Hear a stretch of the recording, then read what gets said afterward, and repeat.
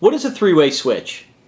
A three-way switch is a type of switch that allows you to control a light from two locations. You probably have these at the top or bottom of your stairs or at either end of your hallway. It's called a three-way switch because it has three terminals.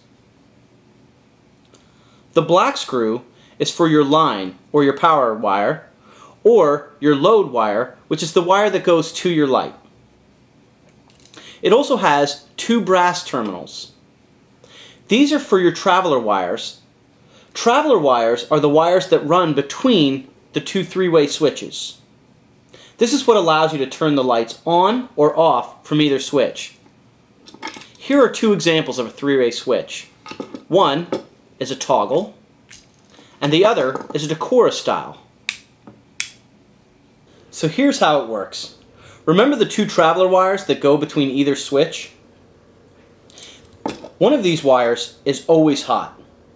By changing the state of the switch, you actually move power from one wire to the next, internally moving it from one brass terminal to the next. This is what allows you to control the light from either location, and that's a three-way switch.